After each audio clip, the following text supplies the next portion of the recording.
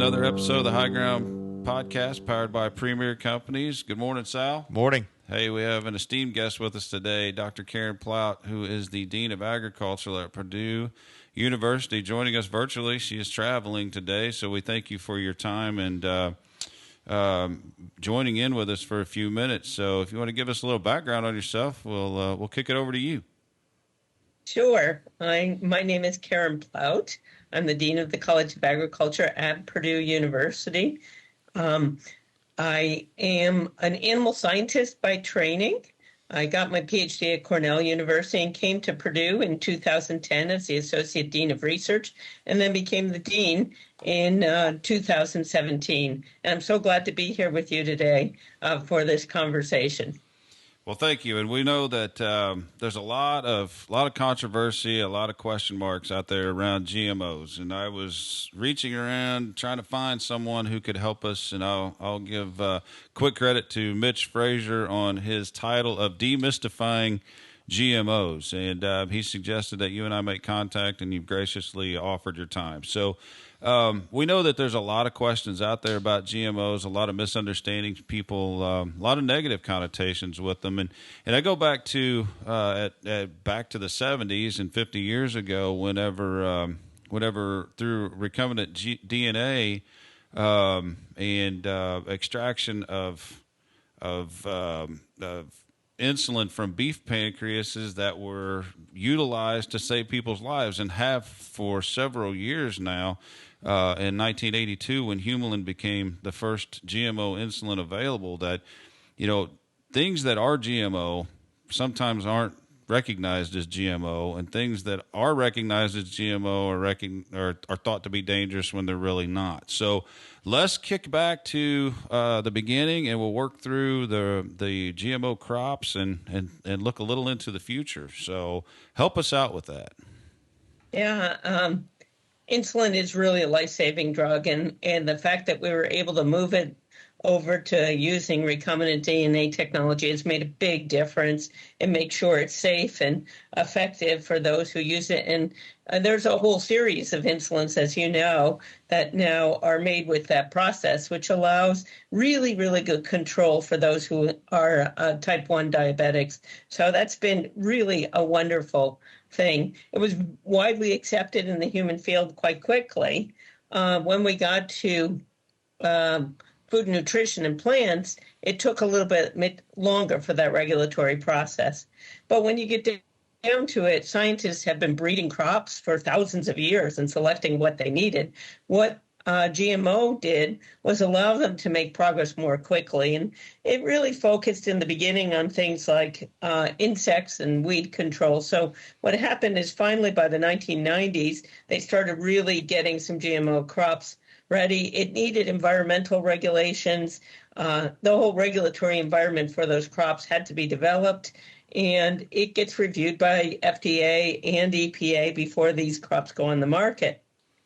The first one on the market, actually, there were a variety, but BT corn came in very early. That protects corn against an insect. Been very instrumental. And then one of the early ones that I think is interesting that people don't know about is papayas. So papayas were susceptible to what's called papaya ring spot virus, and it just about wiped out the whole papaya industry. And then what happened is they realized they could gene edit papayas so that they would be safe and that they wouldn't get this tobacco ring spot virus. And so those GMO papayas have been in place since 1998. GMO corn came out around the same time, maybe a little bit earlier, 1996. And for Indiana farmers, it's made a huge difference because their crops aren't being eaten by insects anymore. So it's allowed us to protect the crops and get much higher yields than before. About 90% of the corn is GMO corn now. Papayas are the same situation. And now there's BT tomatoes, alfalfa, many products have that protective gene in them. So that's kind of where it started. Yeah. Okay. I did not realize about papayas. I mean, we think about some of these food products that we all enjoy, and certainly no one has questioned or wondered how we got to the final product. I mean, none of the, I won't say none, but very few of the fruit crops or grain crops that we eat today in our daily diets are what they were 100 years ago.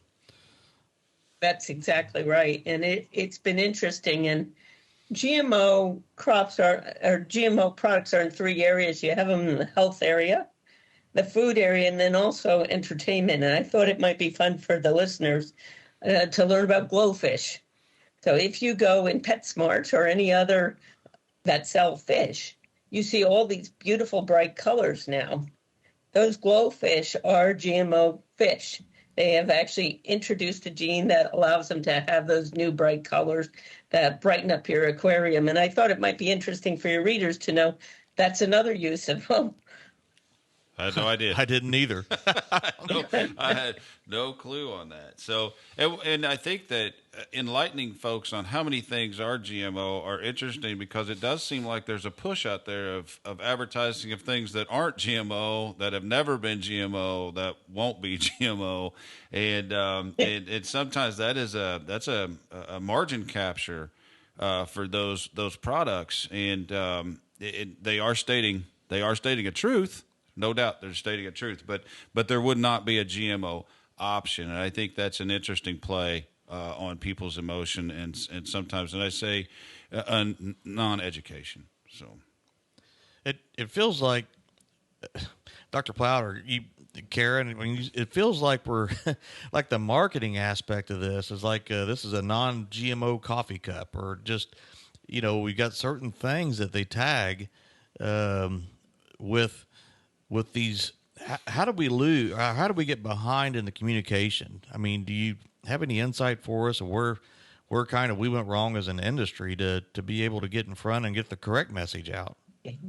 Yeah, we just have to keep talking about it and helping people understand that sometimes, like you said, a non-GMO coffee cup, or they'll talk about non-GMO water. That's a ridiculous statement. And we have to help people understand what it means to be GMO, what it means not to, and try to help the industry make claims that are appropriate. It is perfectly appropriate on something that has the potential to be GMO to put a non-GMO label, because I absolutely believe consumers have a choice and they should be able to pick what products they need, but at the same, or what they want for their family. But at the same time, they've used non-GMO in cases where there never was a GMO. And that's really too bad, because that doesn't help the general public understand what they're eating, or, what products are made of. So I wish I had a good answer for you, but I'm not the marketer, so I don't know how we fix it. But it's kind of a plea to making sure products that are labeled should be labeled according to what they could or couldn't be. Yep, I think it's important that you said that the consumers do have that choice, and they should have that choice if that choice is available. But let's not make it look more than it really is. So as we jump ahead, we know a lot of people know. I guess I say that overstatement, but we understand that yields have improved, and that we have much less crop ground in a lot of areas than we used to. But we're still sustaining a food supply. We're still sustaining the world with the grain that we're producing, and a lot of that is contributed specifically to GMO, whether it be protection or tolerance to inclement weather or whatever it might be. Exactly. So how? I mean, going forward, we started with Roundup Ready, or we didn't start with that, but that was one of the early things in Monsanto had gotten so demonized for that. But the things that we're doing and the food we're producing is so much more now, with so much less input. I think it's important for someone like yourself and us to promote that. And I don't know if you have other things to say on that, but yeah. Well, I think one of the things we're starting to see now that's really important, the initial GMO were all really for farmers, for the producer, but we now have products coming on the market, or that are on the market, that also provide healthy alternatives. So, for example, Planish, which is our high oleic soybean oil, um, that's much held there. That came on the market, it's GMO in 2019. It's been really good for the farmers in Indiana, but it also provides a healthier oil for people to eat or use in cooking. So I think one of the things you're seeing in this area, it's been hard for people to understand when it's uh, farmer driven because so many people in today's societies aren't farmers anymore. Now what we're talking about is adding traits that potentially give health benefits, and that's really where gene editing, the newer technologies, are moving towards. That is really neat. I hadn't thought about that, about how the first generation, I guess we'll call it, or the first, Yeah. what I'm familiar with in my career in ag is it was a benefit for a grower to produce more and be able to raise more and avoid pests, right? I mean, whether that's weeds or Right. insects. But now the next round, and I may have this wrong, there may be several evolutions is the right terminology, but the next round will be it'll benefit the end user, where the end That's user was benefited by increased production, you know, but now they'll be directly benefited on a personal basis. That's exactly right. And it's also newer technologies that are coming on now. And I think that's really important to talk about.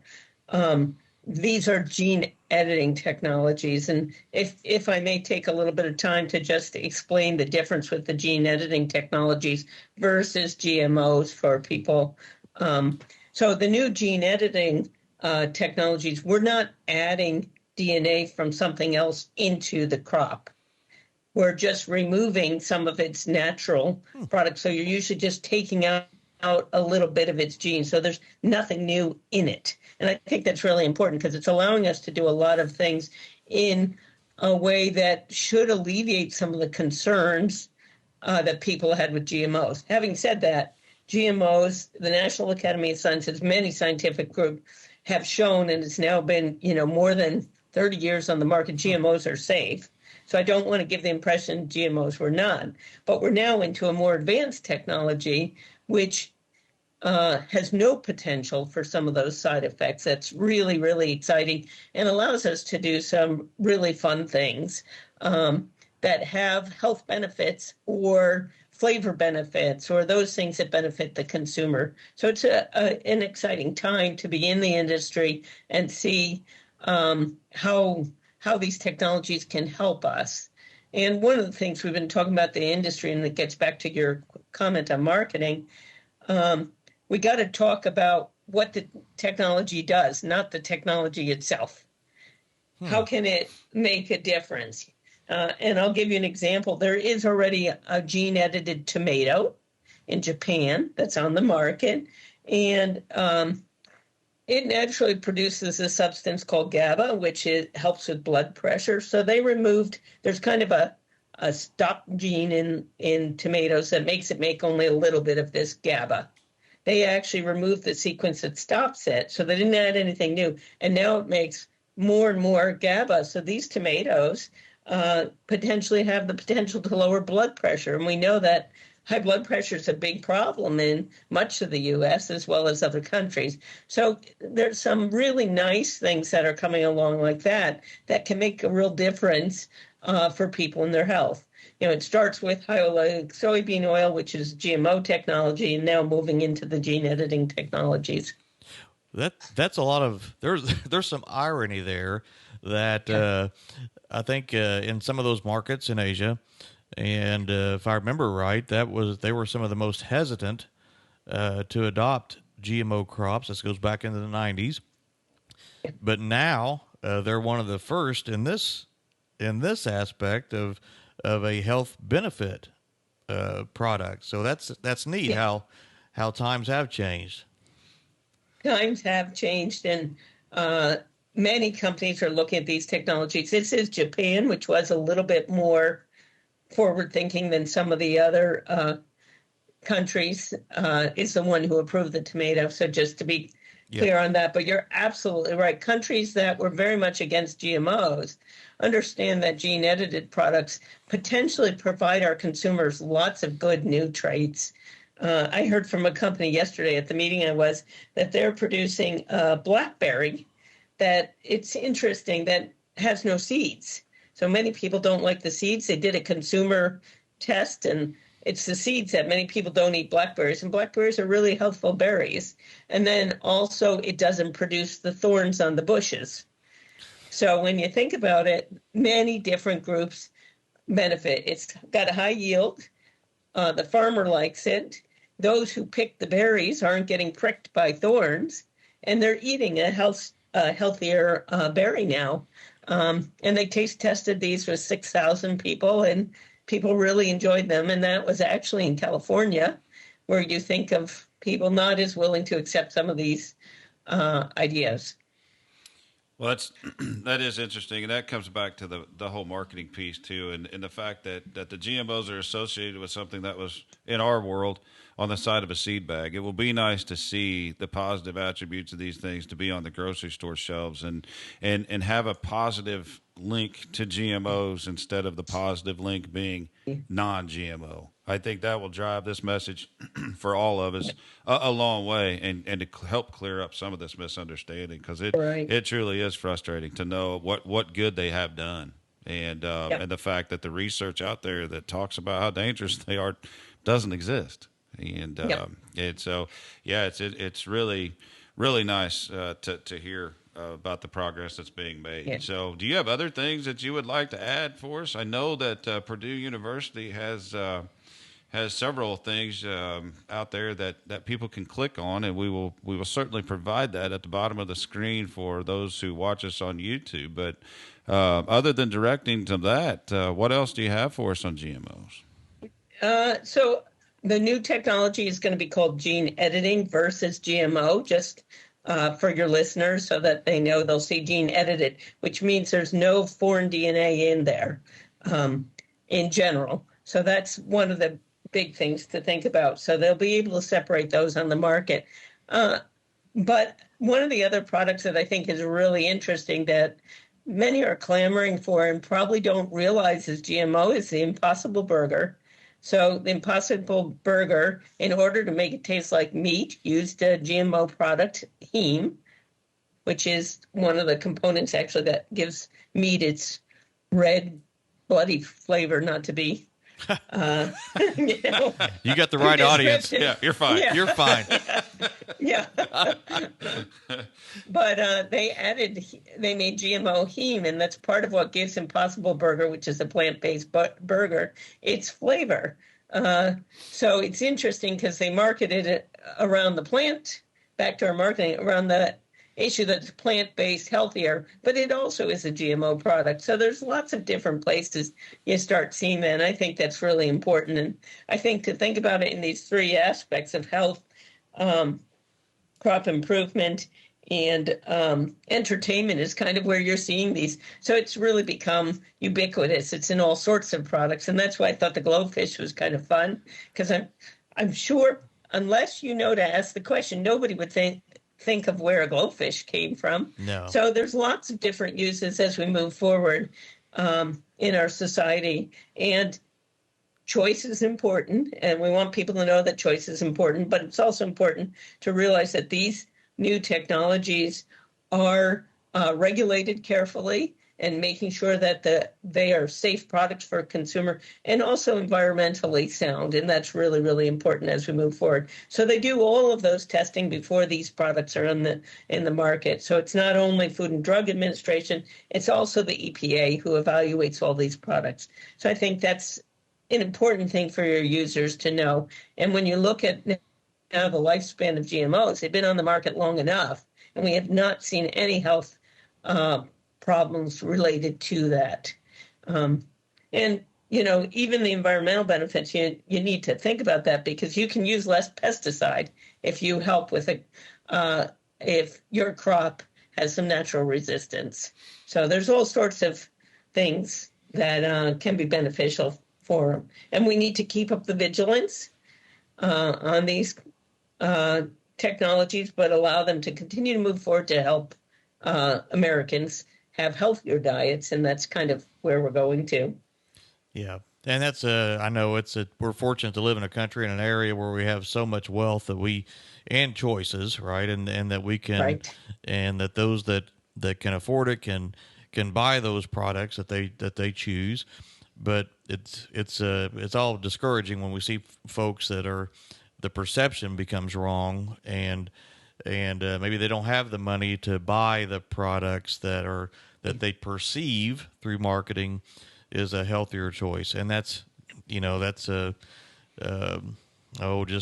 see people in the world that need the food, that need the extra production, that the food needs to get to, and that there's through marketing there's been a perception of that's totally opposite of what you said, of 30 years worth of proven data and information and testing. Yeah, absolutely. The other thing with these new technologies that's important, because you went to those who can less afford it. I'm actually at the World Food Prize meeting, and they have what's called the Borlaug Dialogue. And one of the things that the new technologies are going to allow developing countries much better access to some of these technologies, because they're easier than the previous technologies. And the regulatory environment, because of the safety, won't be quite the same. So we're hoping that in some of these countries that have been against GMOs, that they'll be able to locally produced crops that are really good for feeding their country and their people. Great. So there's lots of optimism around these technologies and the health benefits that can happen, and particularly in developing countries, it's around micronutrients and some of those types of things. Outstanding. Anything else you'd like to add? No, I just thank you for your time. I think I gave you some links, and I included in there my email address. So if someone has a specific question, they're welcome to email me. And we have lots of scientists that are working on different products and different aspects of this work. So I'd be happy to put them in touch with different people as needed. And we saw what time that email came through with those links you provided us, so we know you work some long hours too, and we appreciate everything you do. Yeah, we're so grateful for your time. Very much. Yeah, your time to spend with us. And just quickly, for those who don't see the link at the bottom, you've given us a couple of links, the options of what are GMOs and Purdue Plant Sciences Initiative, and both those can be found at ag.purdue.edu. And you also provided a link from the FDA, how GMO crops impact our world, that can be found at www.fda.gov.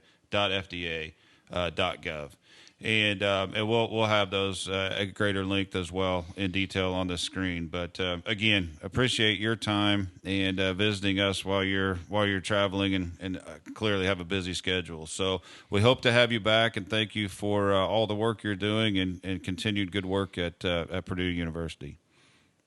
Thank you very much. Really appreciate your time, and it was a pleasure to be here. Thank you very much. And that's another episode of The High Ground, powered by Premier Companies. Thank you.